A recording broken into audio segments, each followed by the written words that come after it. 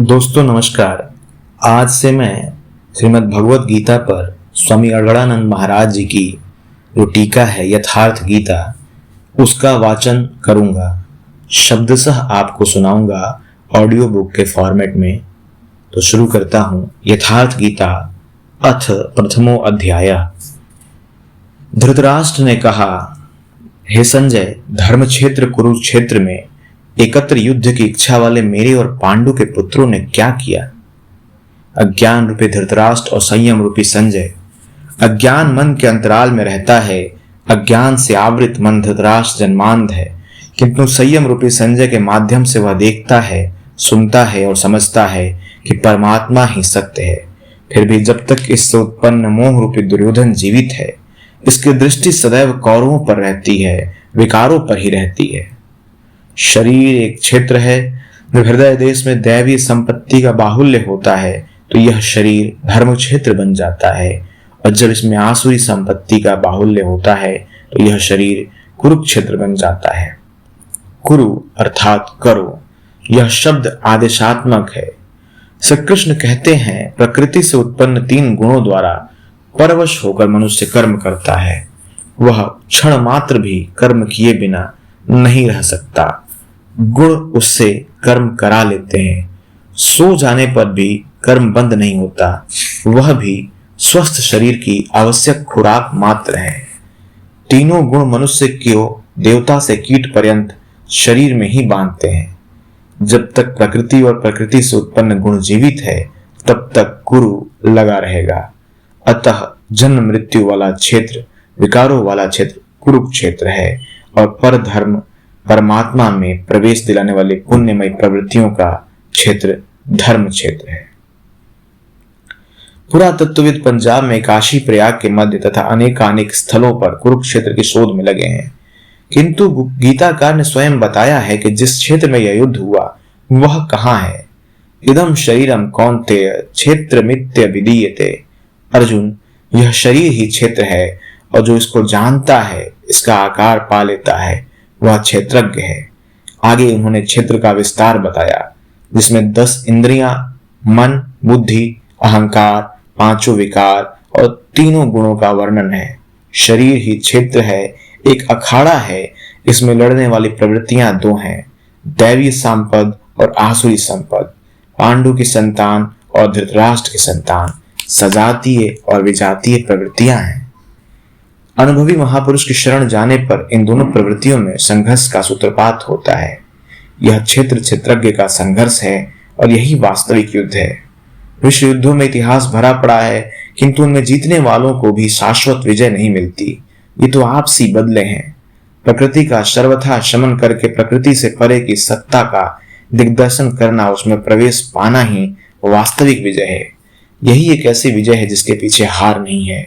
यही मुक्ति है जिसके पीछे जन्म मृत्यु का बंधन नहीं। इस प्रकार अज्ञान से आच्छादित प्रत्येक मन संयम के द्वारा जानता है कि क्षेत्र क्षेत्रज्ञ के युद्ध में क्या हुआ। अब जैसा कि जिसके संयम का उत्थान है, वैसे वैसे उसे दृष्टि आती जाएगी। उस समय राजा दुर्योधन ने व्यूह रचना पूर्वक पांडवों की सेना को देखकर द्रोणाचार्य के पास जाकर यह वचन कहा। संजय ने धृतराष्ट्र को जवाब दिया, द्वैत का आचरण ही द्रोणाचार्य है।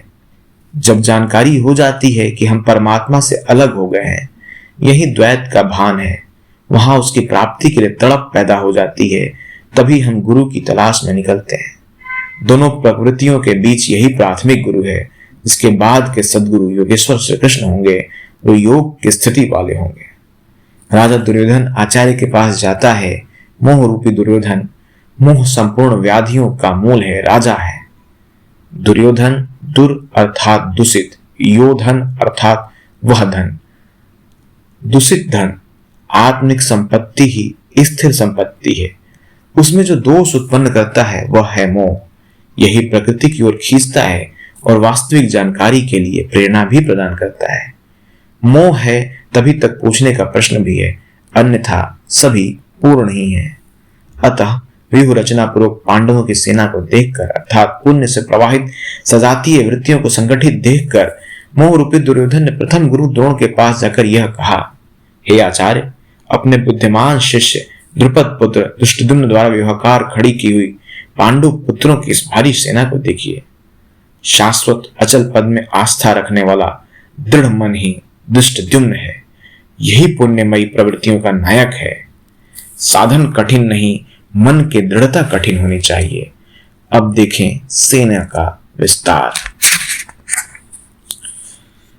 इस सेना में महेश्वासा महान ईश में वास दिलाने वाले भाव रूपी भीम, अनुराग रूपी अर्जुन के समान बहुत से शूर वीर, जैसे सात्विकता रूपी सात्यकी विराट, सर्वत्र ईश्वरीय प्रवाह की धारणा महारथी राजा द्रुपद अर्थात अचल स्थिति, तथा दृष्टकेतु दृढ़ कर्तव्य, चेकिताना जहां भी जाए वहां चित्त को खींचकर इष्ट में स्थिर करना, काशी राजा काया रूपी काशी में ही वह साम्राज्य है, पुरुजित स्थूल सूक्ष्म और कारणों पर शरीर पर विजय दिलाने वाला पुरुजित, कुंती भोजा कर्तव्य से भाव पर विजय, नरों में श्रेष्ठ शैव्य अर्थात सत्य व्यवहार, और पराक्रमी युद्धामन्यु युद्ध के अनुरूप मन की धारणा, उत्तमौजा शुभ की मस्ती, सुभद्रा पुत्र अभिमन्यु।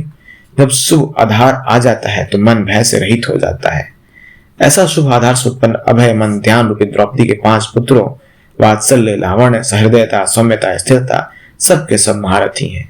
साधन पथ पर संपूर्ण योग्यता के साथ चलने की क्षमताएं हैं। इस प्रकार दुर्योधन ने पांडव पक्ष के 15-20 नाम गिनाए जो दैवीय संपद के महत्वपूर्ण अंग हैं। विजातीय प्रवृत्तियों का राजा होते हुए भी मोह ही सजातीय प्रवृत्तियों को समझने के लिए बाध्य करता है। दुर्योधन अपना पक्ष संक्षेप में कहता है, यदि कोई बाह्य युद्ध होता तो अपनी फौज बढ़ा चढ़ाकर गिनाता। विकार कम गिनाए गए क्योंकि उन पर विजय पाना है। वे नाशवान हैं क्योंकि 5-7 विकार बताए गए जिनके अंतराल में संपूर्ण बहिर्मुखी प्रवृत्तियां विद्यमान हैं। जैसे द्विजोत्तम हमारे पक्ष में जो प्रधान हैं उन्हें भी आप समझ लें। आपको जानने के लिए मेरी सेना के जो नायक हैं उनको कहता हूं। बाह्य युद्ध में सेनापति के लिए द्विजोत्तम संबोधन असामयिक है। वस्तुतः गीता में अंतःकरण के 2 प्रवृत्तियों का संघर्ष है जिसमें द्वैत का आचरण ही द्रोण है। जब तक हम लेश मात्र भी आराध्य से अलग हैं तब तक प्रकृति विद्यमान है, द्वैत है। इस द्वीप पर जय पाने की प्रेरणा प्रथम गुरु द्रोणाचार्य से मिलती है। अधूरी शिक्षा ही पूर्ण जानकारी के लिए प्रेरणा प्रदान करती है। वह पूजा स्थली नहीं, वहां स्वर्ण सूचक संबोधन होना चाहिए। विजातीय प्रवृत्ति के नायक कौन कौन हैं? एक तो स्वयं आप द्वैत के आचरण रूपी द्रोणाचार्य, भ्रम रूपी पितामह भीष्म है। भ्रम इन विकारों का उद्गम है, अंत तक जीवित रहता है, इसलिए पितामह है। समूची सेना मर गई, वह जीवित था, शरशैया पर अचेत था, फिर भी जीवित था। यह है भ्रम रूपी भीष्म। भ्रम अंत तक रहता है। इसी प्रकार विजातीय कर्म रूपी कर्ण तथा संग्राम विजयी कृपाचार्य है। साधना अवस्था में साधक द्वारा कृपा का आचरण ही कृपाचार्य है। भगवान कृपा धाम है और प्राप्ति के पश्चात संत का भी वही स्वरूप है। किंतु साधन काल में जब तक हम अलग हैं, परमात्मा अलग है, विजातीय प्रकृति जीवित है। मोहमय घिराव ऐसी परिस्थिति में साधक यदि कृपा का आचरण करता है तो वह नष्ट हो जाता है। सीता ने दया की तो कुछ काल लंका में प्रायश्चित करना पड़ा। विश्वामित्र दयाद्र हुए तो पतित होना पड़ा। योग सूत्रकार महर्षि पतंजलि भी यही कहते हैं कि युत्थान काल में सिद्धियां प्रकट होती हैं। वे वास्तव में सिद्धियां हैं, किंतु कैवल्य प्राप्ति के लिए उतनी ही बड़ी विघ्न है जितने काम, क्रोध, लाभ, मोह इत्यादि। गोस्वामी तुलसीदास का भी यही निर्णय है कि माया अनेक विघ्न करती है, रिद्धियां प्रदान करती है, यहां तक कि सिद्ध बना देती है। ऐसी अवस्था वाला साधक बगल से निकल भर जाए, मरणासन रोगी भी जी उठेगा। वो भले ठीक हो जाए, किंतु साधक उसे अपनी देन मान बैठे तो नष्ट हो जाएगा। एक रोगी के स्थान पर हजारों रोगी घेर लेंगे। भजन चिंतन का क्रम अवरुद्ध हो जाएगा और उधर भगते भगते प्रकृति का बाहुल्य हो जाएगा। यदि लक्ष्य दूर है और साधक कृपा करता है तो कृपा का अकेला आचरण ही समिति जय है, समूची सेना को जीत लेगा। इसलिए साधक को पूर्ति पर्यंत इससे सतर्क रहना चाहिए। दया बिनु संत कसाई, दया करी तो आफत आई। लेकिन अधूरी अवस्था में वह विजातीय प्रवृत्ति का दुर्धर्ष योद्धा है। इसी प्रकार आसक्ति रूपी अश्वत्थामा, सृष्टि में कहीं भी वस्तुओं में लगाव ही आसक्ति है। द्वैत का आचरण द्रोणाचार्य है। द्वैत ही आसक्ति का जन्मदाता है। शस्त्र हाथ में रहते हुए आचार्य द्रोण की मृत्यु नहीं हो सकती थी। वह अजय थे। भगवान श्री कृष्ण ने कहा, कौरव पक्ष में एक हाथी का नाम अश्वत्थामा है। भीम उस हाथी को मारकर अश्वत्थामा मारा गया ऐसा उद्घोष करे। इस अप्रिय सूचना से आचार्य मर्माहत हो शिथिल पड़ जाएंगे। उसी समय उनका अंत कर दिया जाएगा। भीम ने हाथी को मार डाला। प्रचार किया कि अश्वत्थामा मारा गया। आचार्य द्रोण ने समझा कि उनका पुत्र अश्वत्थामा मारा गया। वे शिथिल पड़ गए। धनुष हाथ से गिर गया। वह हताश निश्चेष्ट होकर युद्ध भूमि में बैठ गए। उनका गला कट गया। पुत्र में अत्यधिक आसक्ति उनकी मृत्यु का कारण बनी। अश्वत्थामा दीर्घजीवी था। निवृत्ति के अंतिम क्षणों तक यह बाधा के रूप में विद्यमान रहता है, इसलिए अमर कहलाया।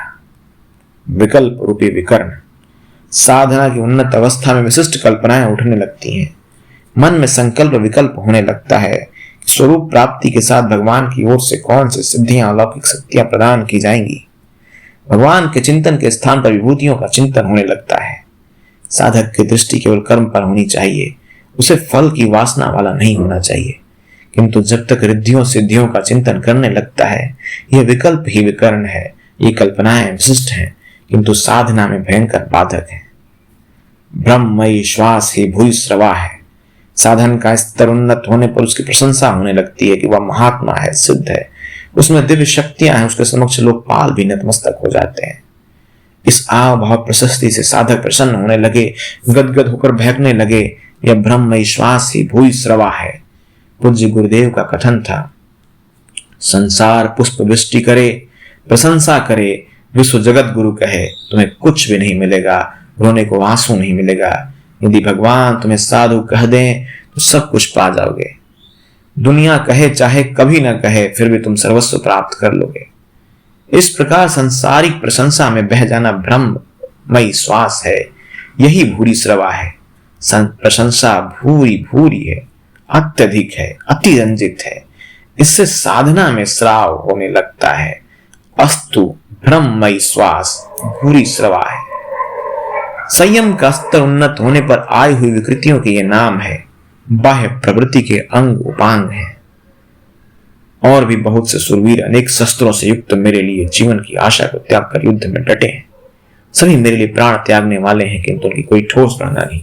वो कौन सी सेना किन भाव द्वारा सुरक्षित है, इस पर कहते हैं ये दुर्योधन बता रहा है द्रोणाचार्य को। भीष्म द्वारा रक्षित हमारी सेना इस सब प्रकार से अजय है और भीम द्वारा रक्षित इन लोगों को जीतने में सुगम है। पर्याप्त और अपर्याप्त जैसे श्रेष्ठ शब्द का प्रयोग दुर्योधन की आशंका को व्यक्त करता है। अतः देखना कि भीष्म कौन सी सत्ता है जिस पर कौरव निर्भर करते हैं, तथा भीम कौन सी सत्ता है जिस पर संपूर्ण पांडव निर्भर करते हैं। दुर्योधन अपनी व्यवस्था देता है कि इसलिए सब मोर्चों पर अपनी अपनी जगह स्थित रहते हुए आप लोग सब के सब भीष्म की ही सब ओर से रक्षा करिए। यदि भीष्म जीवित हैं तो हम अजय हैं, इसलिए आप पांडवों से न लड़कर केवल भीष्म की ही रक्षा करें। कैसा योद्धा है भीष्म जो स्वयं अपनी रक्षा नहीं कर पा रहा है। कौरवों को उसकी रक्षा की व्यवस्था करनी पड़ रही है। यदि कोई बाह्य योद्धा नहीं, भ्रम ही है भीष्म। जब तक भ्रम जीवित है तब तक विजातीय प्रवृत्तियां अजय हैं। अजय का यह अर्थ नहीं कि जिसे जीता ना जा सके, बल्कि अजय का अर्थ दुर्जय है, जिसे कठिनाई से जीता जा सकता हो। यदि भ्रम समाप्त हो जाए तो अविद्या अस्तित्वहीन हो जाए। मोह इत्यादि जो आंशिक रूप से बचे भी हैं शीघ्र ही समाप्त हो जाएंगे। भीष्म की इच्छा मृत्यु थी। इच्छा ही भ्रम है। इच्छा का अंत और भ्रम का मिटना एक ही बात है। इसी को संत कबीर ने सरलता से कहा, इच्छा काया इच्छा माया, इच्छा जग उपजाया, कह कबीर जे इच्छा विवर्जे ताका पार न पाया। जहां भ्रम नहीं होता वह अपार और अव्यक्त है। इस शरीर के जन्म का कारण इच्छा है। इच्छा ही माया है और इच्छा ही जगत की उत्पत्ति का कारण है। कबीर कहते हैं जो इच्छाओं से सर्वथा रहित है वे अपार अनंत असीम तत्व में प्रवेश पा जाते हैं। जो कामनाओं से रहित आत्मा में स्थिर आत्म स्वरूप है उनका कभी पतन नहीं होता। वो ब्रह्म के साथ एक हो जाता है।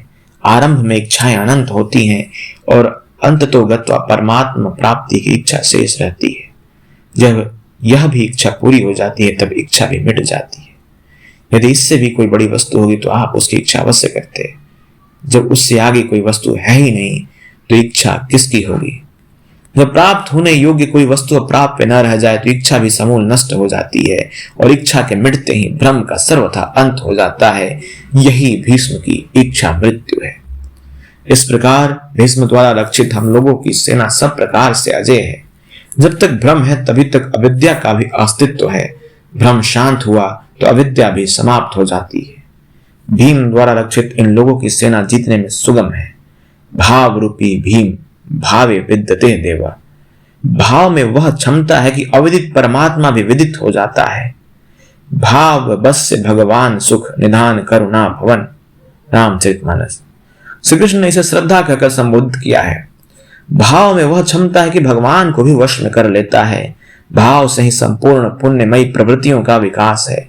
यह पुण्य का संरक्षक है तो इतना बलवान कि परम देव परमात्मा को संभव बनाता है, किंतु साथ ही इतना कोमल भी है कि आज भाव है तो कल अभाव में बदलते देर नहीं लगती।